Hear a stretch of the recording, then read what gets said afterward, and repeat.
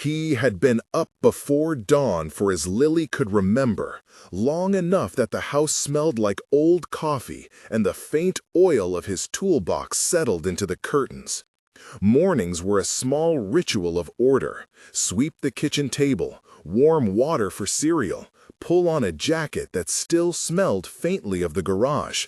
He liked the steadiness of it, the small domestic certainties that kept bigger things from toppling. That, and the way Lily hummed when she slept, a soft, dependable sound that told him he had done what mattered the night before.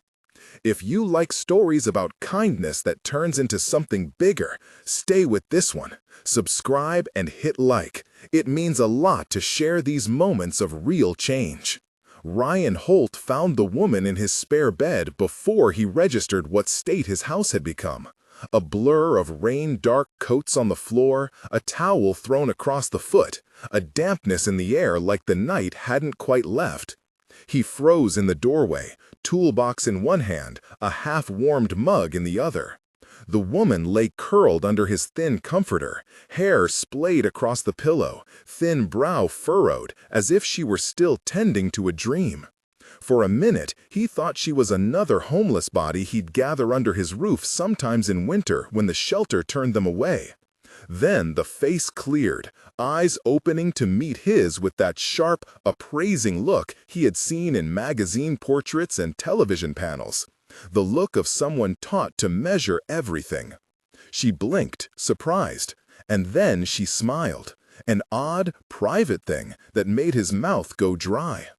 "Oh," she said, "you're up early." He set the mug down as if it were a threat. The voice was softer close up, edged from late-night fever, but cultured. He did not trust the urge to call an ambulance or to ask questions that would force answers he didn't want. He remembered the night, the rain like a curtain, the car in the ditch, the way the highway smelled of oil and wet asphalt, how the driver's door had been jammed until he finally wedged himself in and hauled her out, how she'd given him a sealed envelope and told him to take it and go, how his fingers had closed on the envelope for a breath before he had set it on the hood and walked away. He had not taken money from anyone in years. "Who are you?" he said, because names were anchors. "My name is Veronica Chase," she said. The surname had weight. He kept his face steady. I'm sorry. I must have knocked when you weren't home. I didn't mean." He had no idea whether to be furious or embarrassed. He had rinsed her jacket in the sink last night, folded it across a chair like it was his own problem and not the headline she would have been in another life. He remembered the way her fingers had trembled when she spoke in the rain, the way the rain had cut lines down the hood of the coat, and he had thought only of getting her somewhere warm. "You should call someone," he said. "An office, a clinic." "I did," she said. "They said the roads were blocked. I didn't want to wake anyone, not at that hour. I thought—" She stopped and searched his face. "I thought I could stay for an hour. I didn't mean to intrude." The spare bed had been bought off a classified ad, meant for guests who never came. Lily, 7, with knees perpetually scabbed from 100 small adventures, slept on the couch with a thin blanket curled up to her chin. She turned over and mumbled something awake, and then, as children do, folded the world back into a dream. Ryan's chest clenched with a cautionary sense. Protect the small things, keep them safe from the complicated. "Stay in the kitchen," he said, finally. His voice surprised him with its roughness. He retreated the way a man did when all other scripts felt false. He put on coffee. It should have been a simple exchange. Breakfast, perhaps a name, an explanation, the handing over of a business card, and a quick apology. Instead, Veronica sat at his chipped table and watched Lily from the corner of her eye with a gentleness that was at odds with the glare of her public life. When Lily toddled sleepily into the kitchen and climbed up into Veronica's lap without hesitation, Veronica's posture softened as if someone had opened a window in an otherwise locked room. Lily declared the stranger's presence as truth and warmth, and the shape of a new problem settled in Ryan's ribs. "You should not leave your jacket on the floor," he told Lily, more to steady his hands than to correct a child. "She's pretty," Lily said, blunt as only 7-year-olds could be. "She smells like rain. Do you know her?" "No," Ryan said. "No, we don't know her." Veronica smiled at Lily with a steadiness that looked rehearsed but honest. "I'm Veronica," she said. "Thank you for letting me rest."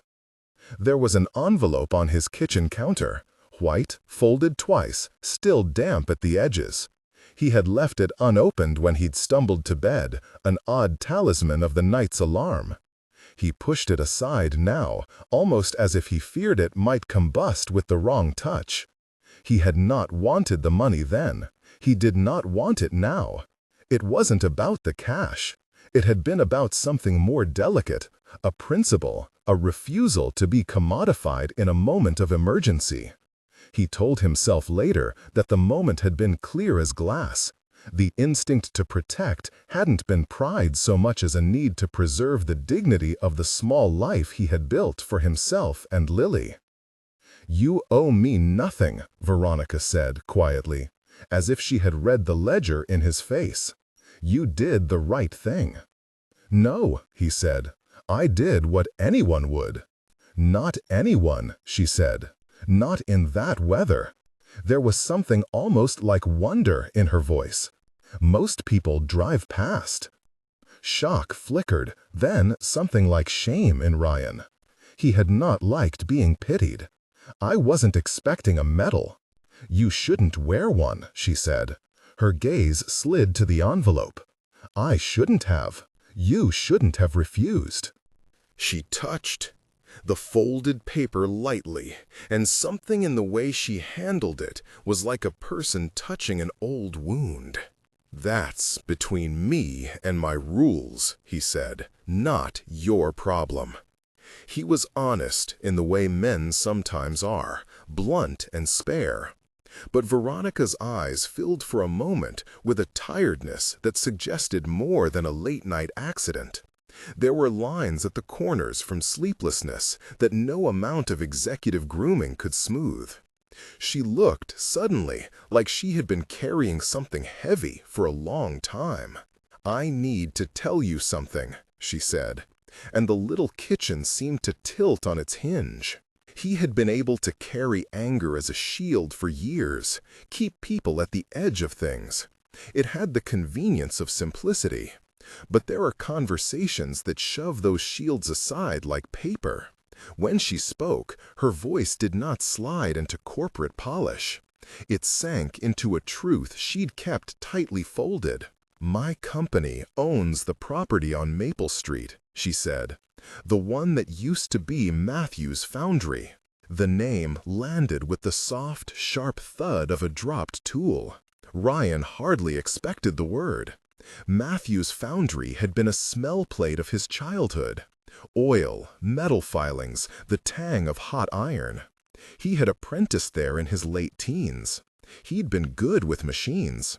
When the foundry closed, he'd had to string together gigs to make ends meet. And the skill that might have shaped his life had been reordered into smaller, quieter work. "They closed it," he said. Veronica swallowed. "We closed it," she corrected. "I made recommendations. I signed off on the acquisition. I thought—" She put her face in her hands for a moment, a gesture that made her utterly unguarded. "We thought we were saving the business. I thought the plan would modernize the place. There were projections, efficiencies, numbers. There were board meetings." He felt a heat push up his neck. "You closed a town's work because the spreadsheet said it was efficient." "I didn't see the people," she said, the confession falling like a stone. "Not really. I told myself the numbers would take care of the human cost. I thought change was inevitable, and it would be kinder to steer it. I thought, God, I thought I was doing the right thing. The last words were fragile, as if she had to test them aloud, and they might dissolve. For a second, he could imagine her in a glass office, the skyline glittering, a woman who learned to trade certainty for power. That image had been easy to hate. But the thing that broke something inside him was not the corporate logic. It was the voice she used when she admitted it. There was sorrow, not arrogance. There was ache, not calculation. "You cost my uncle his job," Ryan said. He tried to keep his voice measured, telling a ledger instead of revealing the personal ledger that irritated beneath. "After Matthews closed, my uncle moved away. My dad took another shift. We lost a garage that fixed things. People left." "I'm so sorry," she said, small and immediate, as if apology might be a sleeve to smooth the hurt. "I have watched the consequences. I read the complaints. I've read them all. It's why I was driving out that night. I wanted to see. I thought I could somehow understand what I had done." He wanted to throw the trash can at her, to spit words that would justify years of quiet indignation. Instead, he sat on the chair opposite, fingers curling into the worn wood, and watched as a woman he had rescued shed the polished armor that had defined her for the press. Her hands shook when she spoke. They had the restless energy of someone unused to stillness.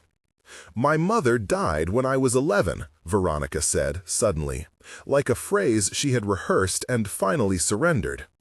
"I learned to be decisive early because someone had to make decisions for me. I learned to measure value by what could keep me safe. Safety looked like control. I thought power would keep that from happening again." Lily, listening from her spot by the radiator, peered up. "Did you have a dog?" Veronica laughed through the tears, and it was a stark, human sound. "No," she said, "just a lot of suitcases. I thought being in control would be the same as being loved." The candor undid him more than anger would have. There was a rawness to her words that made him think of all the times he had hardened himself against pity. The nights he told no one that sometimes he wished for a hand on his shoulder that wasn't his daughter's. People who felt loss could still make monstrous decisions. People who felt longing could also reach for repair. To hear it in the woman who had sat in his kitchen was unsettling as a cracked window. "So why are you here?" he asked finally. "Why this road? Why this town? Why—" Veronica reached for the envelope and unfolded it carefully. The money inside slid back into view, small bills folded with care. "Because last winter I read a story about a man who refused a check on a stormy night. It stayed with me because I wanted to know what kind of person would do that. I didn't think I'd meet him in a place like this. I didn't know I would be the one who needed help." "What do you want, Veronica?" he said. He used her name like an anchor. Names in a kitchen had a weight that boardroom titles did not. "To make it right," she said. "Not by writing a check and walking away. Not by buying a story or a picture. I want to know how to help without taking your dignity." There was something good and naive in her phrasing. It was the kind of sentence that could make a man suspect sincerity or the first line of a well-funded PR campaign. He judged the tone, the cadence, the way she looked at Lily, and for a heartbeat, the old instincts, mistrust, guarded pride, reasserted themselves. "People cooking our bread don't ask for your sympathy. They want steady work. If you give in work, give it honest." Veronica nodded. "That's exactly what I'm asking for, Miss Rosa. Honest work." The meetings that followed were less dramatic than the headlines might have hoped. There were late-night calls with lawyers and board members who insisted on spreadsheets and risk matrices. There were internal fights inside the firm about optics and return on investment. There was the grinding distance between intention and implementation. Veronica had to sit in rooms where money spoke like an animal, and she had to name a different language. She took to carrying a small notepad like a talisman, jotting the names of people she'd met, the specifics Rosa offered, 3 apprenticeships needed at the bakery, a donation of mixers that could buy a small shop. Ryan watched her operate in those rooms and saw something that had been there in his kitchen: hunger. Not the hunger to hoard, but the hunger to atone. Her proposals were not just charity, they were structural: co-investment in local trades, access to health care for apprentices, a promise to buy back parts of Maple Street if developers tried to raze it. They were careful plans that sounded like resistance to the pattern that had wrecked so many towns. The press smelled the story like a raw seam. They found a way to write the arc in 2 paragraphs. Ex-CEO rescued by handyman founds local fund. The line read like a fairy tale until the comments section opened and the angle flipped into 1,000 different versions. Some called it performative, some called it redemption, some wanted to make it into a spectacle. When reporters came to Ryan's door, he was brusque. "No statements," he said. But Lily, who adored the small drama, beamed when Veronica crouched to her level and made a face until Lily squealed. Veronica let the cameras have a sliver of a smile, not the posed countenance she used at annual meetings, but the one she used when Lily called her the sleeping lady and demanded a song. Those small, unscripted moments did more to build trust than any carefully crafted release. There were setbacks. The board at Veronica's firm balked at funding the Holt Fund without a long-term revenue model. A rival company sent feelers about buying out the planned storefront Ryan wanted to open. There were angry town meetings where older men grilled Veronica about lost pensions and younger people demanded immediate jobs rather than slow apprenticeship models. At one meeting, a man who had worked at Matthews 20 years earlier stood up and asked why someone like Veronica should be believed. "You were in the room when they decided," he said. "You wrote the plans." Veronica didn't flinch. She met him quietly and said, "Tell me how to fix this. I'm listening." Those 2 words, that she was listening, shifted the tenor. It didn't erase the past. It simply allowed the people harmed to name it and be heard. In one evening, Ryan stood in the back of the school auditorium and watched a woman who once sat behind polished wood and graphs take notes in a folding chair, her sleeves rolled up, listening to an entire room of grievances and stories. He felt something loosen in him, a well of resentment that had been a muscle of its own. It was not gone, but it was being repatterned by the rhythm of someone who kept coming back. Between meetings, Veronica found small ways to inhabit the town. She returned to his kitchen without pump. She learned to hang a hanger because the zipper on Lily's coat snagged and she didn't know how to coax it free. Ryan showed her the trick and they laughed like 2 people practicing a new language. Once, she borrowed his white work shirt because hers was wet and she couldn't bear to leave the house smelling like oil and rain. Lily declared it the best shirt ever and wore it as a cape while they pretended to be mechanics saving the world. The sight lodged into Ryan, his shirt, stained with grease, on the shoulders of the woman who could have had anything money could buy. It was a small, private inversion of worlds, and it made him feel exposed in a way that was not entirely unpleasant. The hardest moment came when Veronica offered to buy him a building, not as charity, but as a long-term investment. "I want to open Holt Mechanics," she said, "a place that teaches, a place with 3 paid apprenticeships a year. We'll call it Holt because it's honest." He found himself startled by the sound of his own name used that way, used as a foundation. "I don't want to be the reason people say I sold out," he said. "I don't want you to be a billboard," she answered. "I want you to be the partner who decides how it looks. You tell me what's right." They bargained like practical people. He insisted on control over hiring. He wanted to pay living wages rather than stipends. Veronica insisted on oversight and sustainability. They argued late into the night over paint colors and plumbing permits and whether to include a community board. The negotiations were not about money only. They were about trust. Each concession was a stitch in a fragile seam. Once they had a plan, Veronica had to sell it to those who listened to profit margins. There were tempers on her side as well.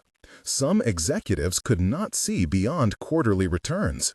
Veronica, who had made decisions like a surgeon's precise incisions, found herself advocating for patience the way a parent would.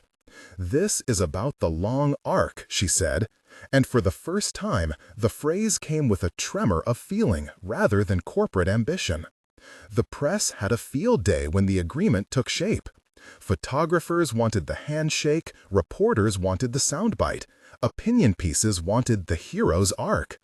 Ryan, who had learned how to speak without flourish in front of broken lawnmowers and stubborn radiators, found himself at the center of a story he had never sought.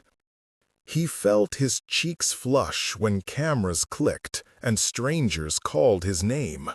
But when the crowd cheered as Veronica took the stage at the little ceremony for Holt Mechanics, he felt something else.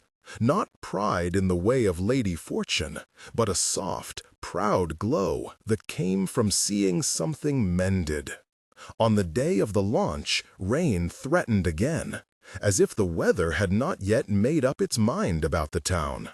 Veronica stood at the microphone and spoke without the teleprompter she'd become used to. She spoke about mistakes and about the weight of decisions when they affected lives. She said the words most of the community wanted to hear, that she'd been wrong to prioritize profit over people, that she had learned the wrong lesson for the wrong reasons, and that she was there to try to make amends in a sustained way. When she finished, the crowd held its breath and then broke into applause that felt like a tide. Ryan watched from the back, hands jammed into his jacket pockets.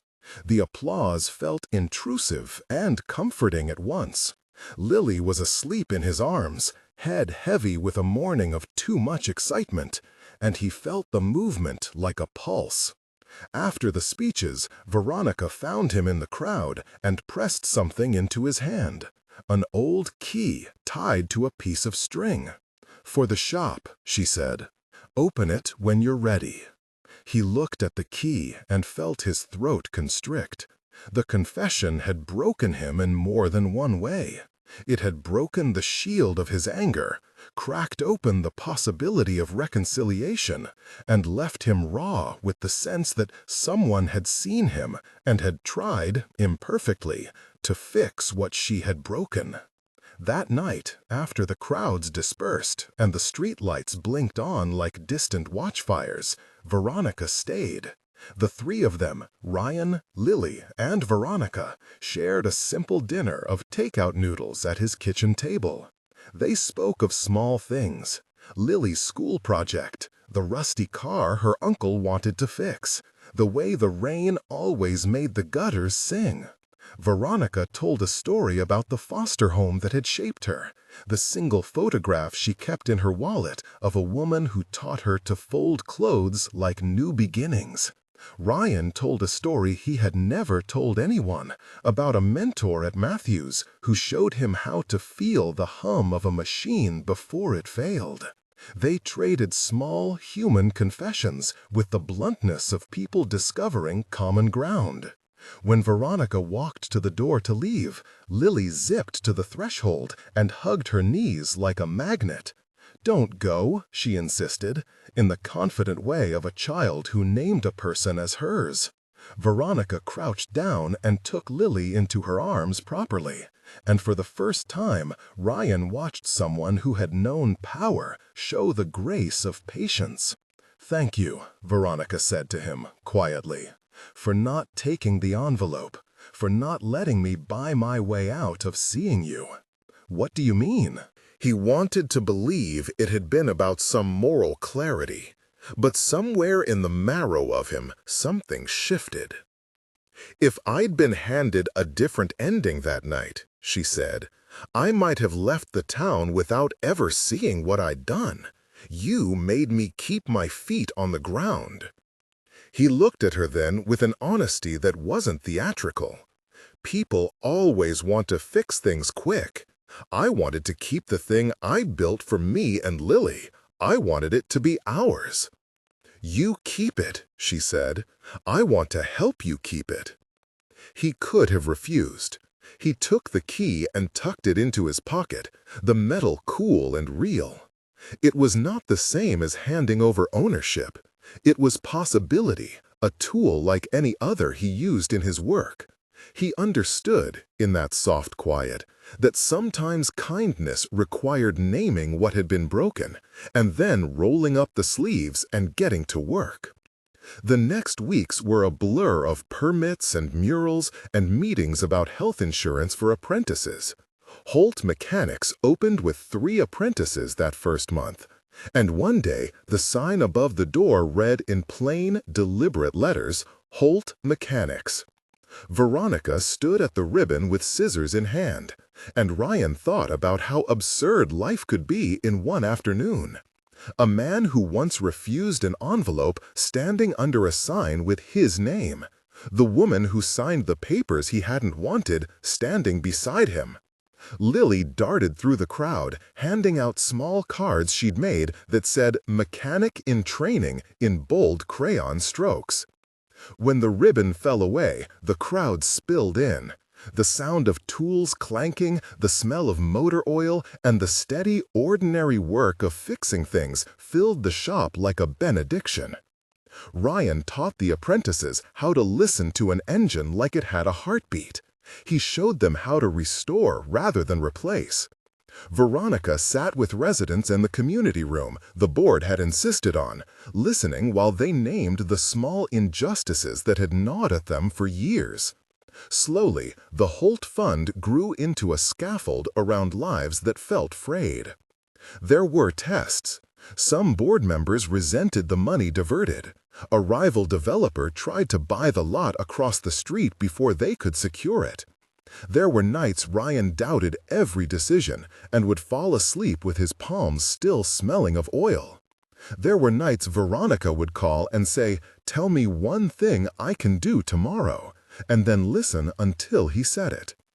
And then, after months of steady work, after a winter where the town had not been swallowed and apprentices had wages and apprenticeships, he found himself standing in his kitchen while Veronica, impossible and human, stood in the doorway wearing his white shirt again.